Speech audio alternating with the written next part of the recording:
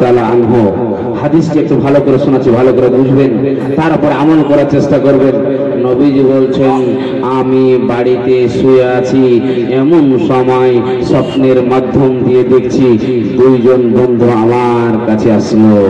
আসার পরে আমাকে কি বলছেন, ওগো নবীজি আপনি চলন গো নবীজি, আপনি আমাদের সাথে চলন।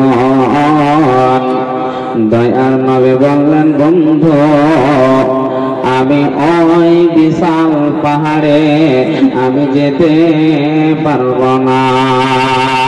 তারা দুইজন বন্ধু বলছেন, নবীজি গো আমরা এই বিশাল পাহাড়ে আপনাকে আমরা সাহায্য করব। তারা দুইজন বন্ধু নবীজিকে বিশাল পাহাড়ে ওঠালো। এমন সময় বিশ্ব নবী বিকট একটি আওয়াজ শুনতে পেল। বন্ধুরে বিশ্ব নবী বললেন, বন্ধু এই বিকট আওয়াজ কিসের? তারা বলছেন, নবীজি আর আগে চলুন। নবীজি গো আপনি আর আগে চলুন। নবীজিকে আগে নিয়ে যাওয়া হলো। এমন সময় দেখছে একজন আল্লাহর বান্দার পা দুটিকে উপর দিকে ঝুলিয়ে রাখানো আছে, আর তার মাথা মন্ডলটা এই মতো ঝুলছে বন্ধুরে। আর তার কলসাগুলোকে ফাড়াচ্ছে, টস টস টস টস করে রক্তগুলো ঝরছে। নবীজির চোখে টস টস টস টস করে পানিগুলো নদীর পানিগুলো জমিনে পড়ছে। বিষ্ণু বলছেন, বন্ধুরে এই লোকটি এত বড় বিশাল কেন আমার উম্মতের সাজা হচ্ছে বলো? তখন তারা বলছে, নবীজি গো এরা হলো আপনার ওই হতভাগা উম্মত যারা মাহে রমজান মাস পেল, রহমতের মাস পেল, বরকতের মাস পেল। এত রহমতের মাস পাওয়ার পর যারা রোজা রাখলো না, যারা রোজা করলো না, আল্লাহ মহান আল্লাহ এদেরকে শাস্তি দিয়েছে। এমন সময় নবীজিকে বলছেন, নবীজি আরো আগে চলুন, আরো আগে চলুন। নবীজিকে নিয়ে যাওয়া হলো। দেখছে জাহান্নামীরা আল্লাহর কাছে সুপারিশ করছে, আল্লাহ এদেরকে হটিয়ে নাও, না আমাদেরকে হটিয়ে নাও। এদের গন্ধতে থাকা যাচ্ছে না, এদের বাদবুতে থাকা যাচ্ছে না। নবীজি বলছেন, ইয়ারা কারা? তখন ওই দুইজন বন্ধু বলছে, এরা হলো জেনা করনেওয়ালা, এরা হচ্ছে জেনা করনেওয়ালি পুরুষ মহিলা। এই জন্য এদের কি আল্লাহ মতো শাস্তি দিয়েছে। নবীজি বলছেন, স্বপ্নের মাধ্যমে আর আগে আমাকে নিয়ে যাওয়া হলো। একটি লোক নদীতে হাবুক খাচ্ছে। নবীজি বলছেন, রে বন্ধু এরা কারা, এরা কারা? তখন বলছে, নবীজি গো এরা হলো সুদ লেনেওয়ালা, এরা হলো সুদ নেওয়ালা, এরা হলো সুদ খানেওয়ালা, এরা হলো লিখনেওয়ালা, এরা হলো সাক্ষী দেনেওয়ালা। মহান আল্লাহ এদেরকে মতো শাস্তি দিয়েছে। বলার মানে বন্ধু রে, বলার মানে বন্ধু রে, নবীজি বলেছেন, উম্মতিরা রে তোমরা শুনে নাও, সুদের সব চাইতো নিচে স্তরের গুনাহ হল, সুদের সব চাইতো ছোট গুনাহ হল রে নিজের মায়ের সাথে নিজে জিনা করা। নাউজুবিল্লাহ, নিজের মায়ের সাথে নিজে জিনা করা। একটু আপনারা বলেন তো, যারা শুনলেন, যারা শুনতেন বন্ধুরে, কে চাইছেন নিজের মায়ের সাথে জিনা করব? এটা কোনদিন হতে পারে না। নবীজিকে বলা হলো, নবীজি গো এরা হলো ওরা। বলার মানে বন্ধুরে আরো অনেক ঘটনা আছে, ওদিকে আমি যাচ্ছি না, শর্ট করে বোঝাচ্ছি। ভাই আপা জানেরা, এই পবিত্র মাস রহমতের মাস, বরকতের মাস মহান আল্লাহ এনে দিয়েছে। হতে পারে গো সামনে 2026 যতগুলো লোক বসে আছেন, কে বাঁচবেন কে চলে যাবেন বলা যাবে না।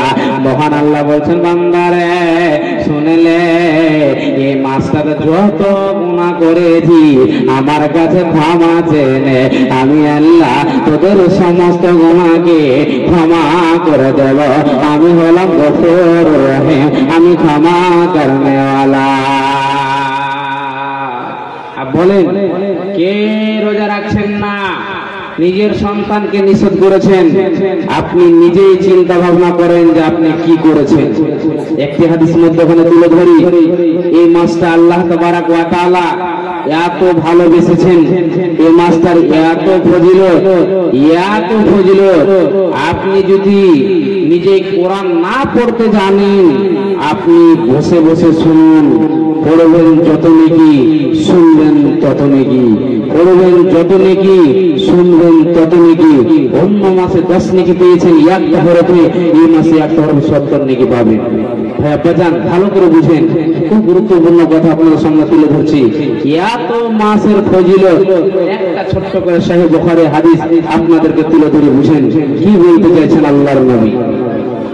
ওয়া আন আবি হুরায়রা রাদিয়াল্লাহু তাআলা আনহু قال قال رسول الله صلى الله عليه وسلم إذا دخل رمضان فتحت أبواب السماء وفي رواية فتحت أبواب الجنات।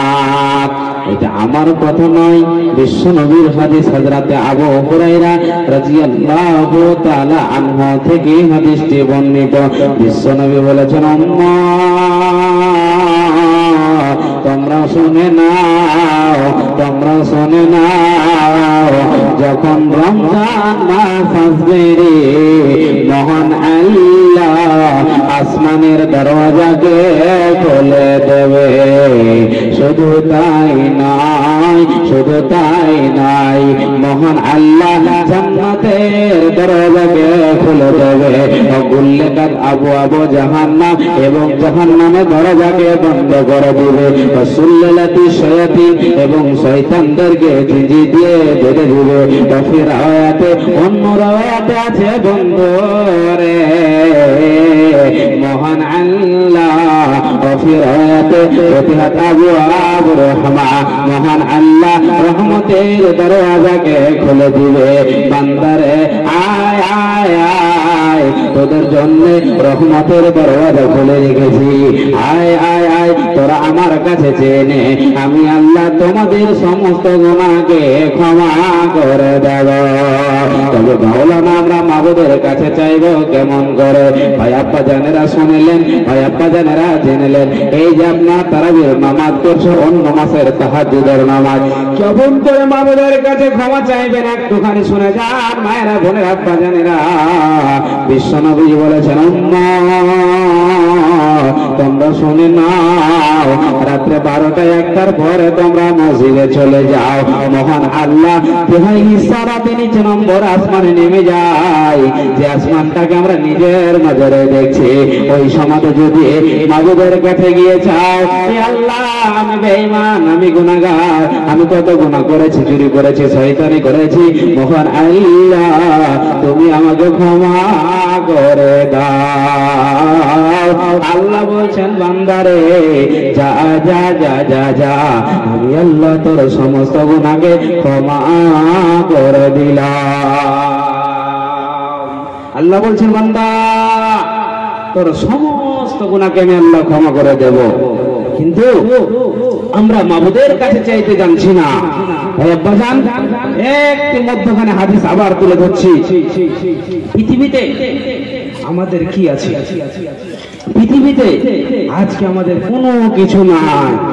একবার চোখ দুটো বন্ধ করে দেখেন, আপনার ঘর নাই, আপনার বাড়ি নাই, আমার ঘর নাই, আমার বাড়ি নাই, নাই বলে কিছু নাই, টাকা নাই, পয়সা নাই।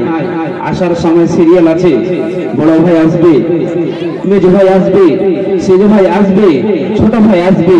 যাওয়ার সময় কোনো সিরিয়াল থাকবে না, কোনো সিরিয়াল থাকবে না। এই দুনিয়াটা অন্ধকার হয়ে যাবে, আমার জন্য, আপনার জন্য না।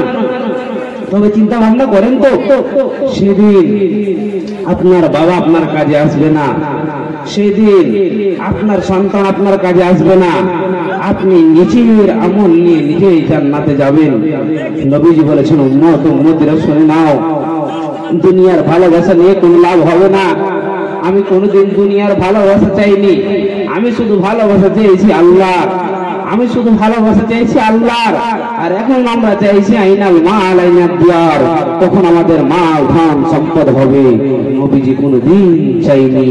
এই যে মাহে রমজান মাস, পবিত্র মাস, এই মসজিদের জন্য জালসা হয়ে বাজান, আপনাদেরকে হাদিসটা তুলে ধরছি, শুনেন নবীজি কি বলছেন। নবীজি বলছেন, মান বানা লিল্লাহি মসজিদান বানাল্লাহু লাহু বাইতান ফিল জান্নাত। আল্লাহর নবী বলেন, উম্মতিরা রে তোমরা শুনে নাও, যারা টাকা পয়সা সোনা চাঁদি হীরা মতি দিয়ে যারা মসজিদ বানাবে, মহান আল্লাহ জান্নাতে তার জন্য একটা ঘর বানায়া দেবে। ভাইয়া বাজানেরা শুনে নিন, আপনারা বুঝে নেন, এই রমজান মাসে যত দান করবেন তত নেকি, যত দান করবেন তত নেকি। কতজনের মা নাই, কতজনের বাবা নাই, কতজনের দাদা নাই, কতজনের দাদি নাই, তারা আশা তাকিয়ে আছে আমার আব্দুল্লাহ দান করবে, আমার গফফার দান করবে, আমার সাত্তার দান করবে। ভাইয়া বাজান, কবরে কিছু যাবে না, আপনি যতটাই দান করবেন সাদকায়ে জারিয়া হিসাবে যাবে। নবীজি বলেছেন, যার বাপ নাই রে, যার মা নাই, যারা মা বাপের জন্য 2000, 5000, 10,000 দান করবে, আল্লাহ তার মা বাবার কবরে জীবন আযাব দেবে না, দেবে না, দেবে না। কত ভাই বাজার, আপনার ছেলে কেরালাতে কথা হয়, কাশ্মীরে কথা হয়, কিন্তু বাড়ির পাশে 3.5 জায়গায় মাটির কবরে শুয়ে থাকবে রে। আপনি বারবার বলবে, আব্দুল্লাহ, এরে আব্দুর রহমান, মাথা ঢুকে মরে গেলে কবর থেকে কোনোদিন সারা আসবে না, আসবে না, আসবে না। তাই নবীজি বলছেন, উম্মতিরা, মাহে রমজান মাস, পবিত্র মাসে তোমরা এসো, এই আল্লাহর ঘরকে তোমরা দান করো, আল্লাহ তোমাদের সমস্ত গুনাহকে ক্ষমা করে তোমাদেরকে জান্নাতবাসী করে দেবে। তোদের সারা জীবন যত ভুল করেছিস রে, আল্লাহ তোমাদের গুনাহকে ক্ষমা করে দেবে। আসল ভাইয়া বাজার 2000, 5000, 10,000